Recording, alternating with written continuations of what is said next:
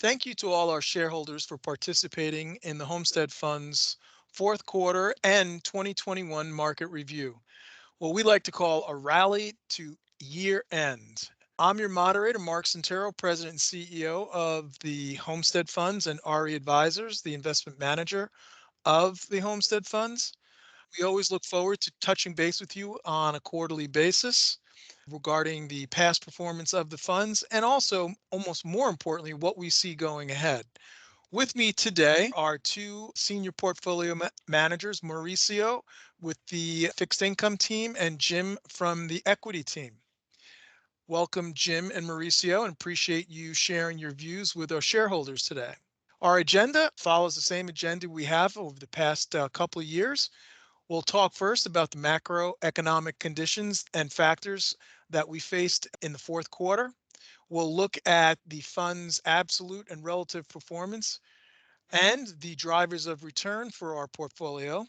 And then what we like to do is look forward and give you our outlook and fund positioning, especially now that we're in January, the beginning of the year, and all of the volatility that we've so far experienced. So without further ado, I am going to turn it over to Jim, and he's going to give his perspectives on the equity markets from 2021. So take it away, Jim.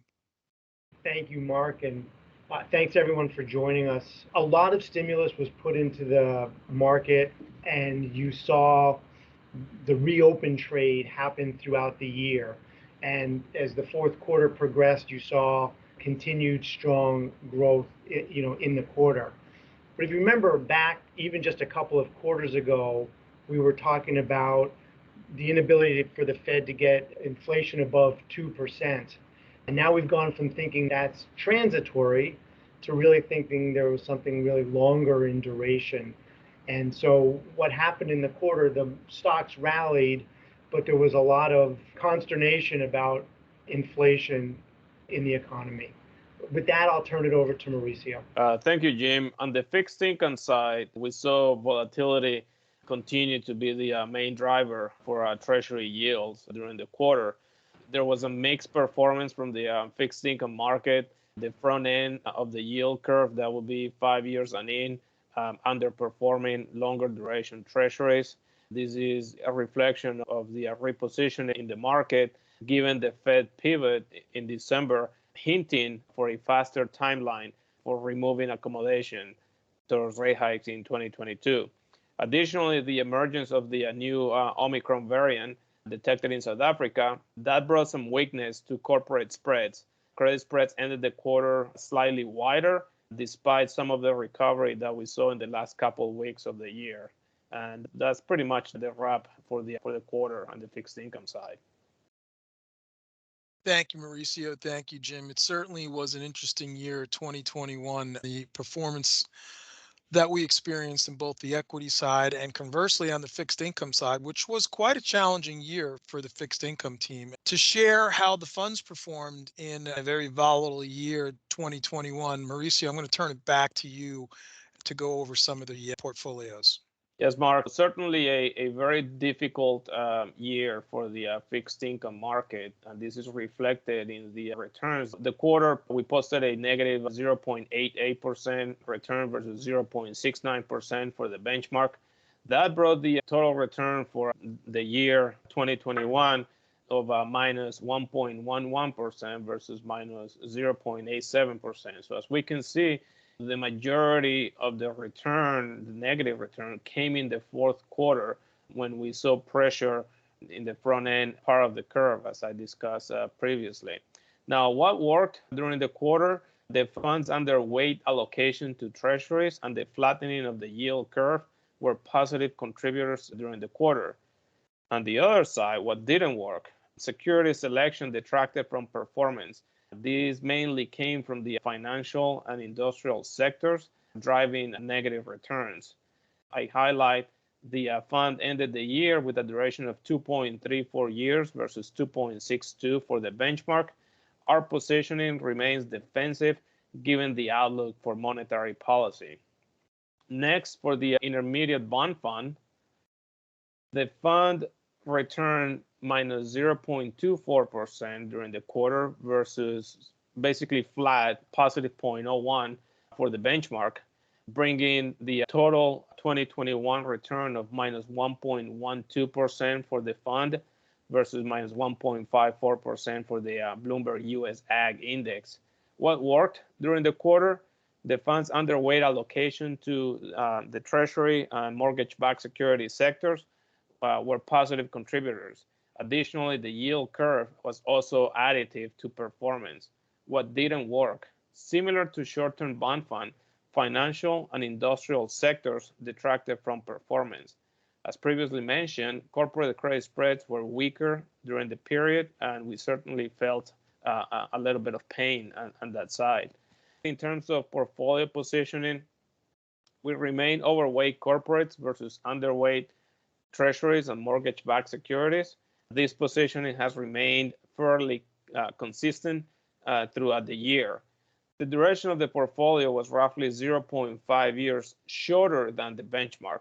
We firmly believe that the underweight in duration is warranted given the outlook for Fed policy heading into 2022.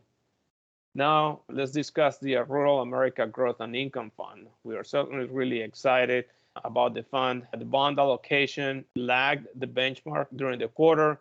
Holdings in the agency and municipal sectors detracted from relative performance, while holdings in the ABS sector were positive contributors. Compared to its bond benchmark, the fund holds overweights in corporate bonds and agency bonds, and is underweight U.S. Treasury holdings. Now, let me hand it over to Jim to address the equity component of the fund. Thanks, Mauricio. I reiterate what Mauricio said. We're very excited about this. It's still early days for the fund, which invests in companies with exposure to rural America and really addresses our larger mission of serving rural communities. On the equity side, performance was positively impacted by real estate, tech, materials, and utilities were all strong performing sectors. Most of our underperformance came from the tech sector, where we didn't own some of the better performing names. If you go to the next page, I'll move on to the value fund. There are a couple themes that kind of ran through the portfolios on the equity side. The types of stocks that tended to work tended to be the higher quality, lower beta names, and in general were positively biased towards those names, and that tended to be positive for performance. And part and parcel with that was the unwind of the go-go stocks, which also benefited portfolios. We don't own a lot of those sort of high multiple names, and obviously concerns over the Fed raising rates hurt a lot of those types of stocks. So positively for us, the fund outperformed slightly in the quarter. It was up about 8.5% versus the benchmark. So outperformed slightly by about 0.75 of a point and was about flat with the benchmark for the year. Healthcare was a positive for us. Again, that in the quarter, that was one of the more defensive areas, but materials also did well, which tends to be a little bit more offensive, and it really benefits from inflation and the ability to pass through pricing. On the negative side, REITs, which were actually the top performing sector in the quarter, as potential beneficiaries of inflation, the ability to get rent rolls, creating an opportunity for price increases, and we're underweight there. And also utilities, which are very defensive, obviously, and benefited from the low valuation and the unwind of the high growth trade. So underweight there, but net, we slightly outperformed. We continue to be overweight the healthcare, industrials, infotech, and material. We think that those are areas that we like long-term. Structurally, those are long-term idiosyncratic places to find good companies that we can own for a while. We've tended to barbell the portfolio, healthcare and tech, which has some defensive characteristics. And then on the other side, you have materials and industrials on more pro-cyclical standpoint. But if you look at the bottom of the page, you can see then the valuation metrics.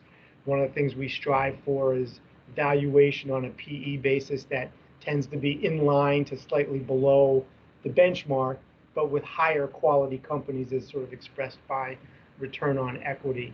Please, I'll move on to the small company, which was up just over 6% in the quarter and outperformed the benchmark by about 4%, and was up a little bit over 20.5% for the full year and outperformed just under 6%.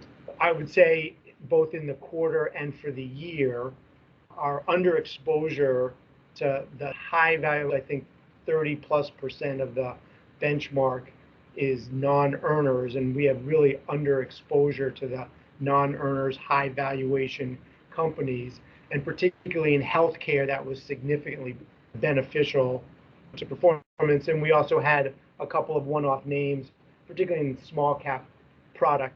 In any given quarter, you could have a name or two that did well, and so we had one in the material space, Summit Materials, which was up significantly, again, a beneficiary of potential infrastructure bill and inflation, and Atcor, which is in the industrial space. And with that, Mark, I'll turn it over to you.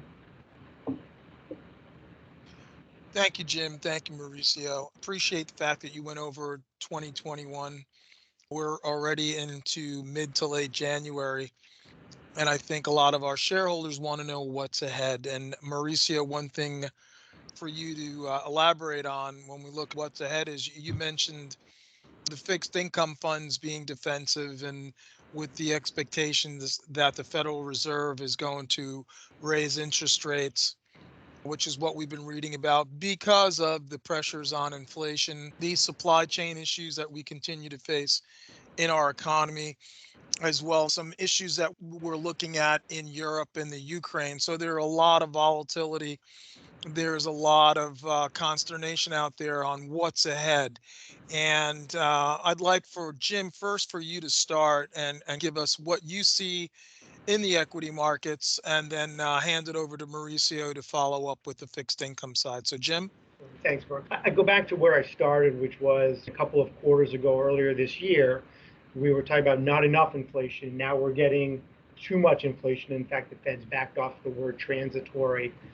We're believers that longer term, the deflationary effects that exist, whether it's demographics, globalization, technology, all still exist, and that inflation over time should continue to move down. And remember, the Fed was talking about letting inflation run hot, as it were, or above their 2% threshold for a long time. And when you look at this chart, I think, and again, these are just some forecasts that have been done, what you see as you go out into 22 and 23, both a more normalization of GDP growth and unemployment, but you also see more normalization of inflation. And we're of the belief that over the next year or two, we should see that. I think what's happening in the short term, at least in the equity markets, is the fear of, hey, will the Fed raise rates too quickly? Will they make the mistake that they did in the fourth quarter of 2018? And we don't think that's the case. And maybe Mauricio will go into that. But certainly we think there's a more dovish Fed that will exist with some recent appointments. We think they do a pretty good job signaling. But I think the market is really trying to sort out whether it's going to be 3 hikes or 4 hikes. The other thing that's going on in the equity markets is, and we've seen a tremendous unwinding, again, of these go-go stocks.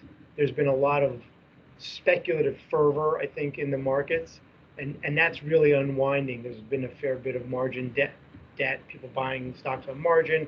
You have relatively younger or less experienced investors, people who have not gone through these kinds of potential tightening cycles in the past, and we think that creates a lot of uncertainty, a lot of consternation, and just a lot of figuring it out. And we'll throw in there that this is also a midterm election year, and historically the markets have been volatile in midterm election years. There's a lot of stuff going on, but we remain relatively bullish on the U.S. economy. The portfolios tend to be structured in more of a barbell fashion, as I alluded to before, where we do have some of the more defensive sectors, overweight like healthcare and tech, but we also have some of the more pro-cyclical sectors, overweight like materials and industrials, which we think should, over time, do well. And with that, I'll turn it over to Mauricio. Thank you. On the fixed income side, we share the same sentiment that inflation should come down over time. Our expectation heading into 2022 is for the Fed to normalize monetary policy and withdraw some of the liquidity that was injected into the system during the pandemic. We are anticipating 3 rate hikes during the year, although some other forecasters are calling 4 hikes into 2022. That's basically to be determined at this point. We are positioned defensively from a duration standpoint. As active managers, we look to be opportunistic and take advantage of these locations in the market.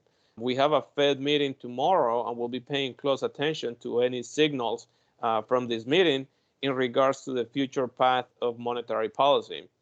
Finally, we remain constructive on the economy heading into 2022, and we continue to see value in corporate bonds and asset-backed securities. This level of conviction is reflected in our positioning. That being said, we are mindful that it's not going to be easy. It will be volatile and it will be choppy at times, but we'll be in good shape in the end. Thank you, Mauricio and Jim, for sharing your what's ahead thoughts. For the listeners out there, this was recorded on January 25th, Tuesday.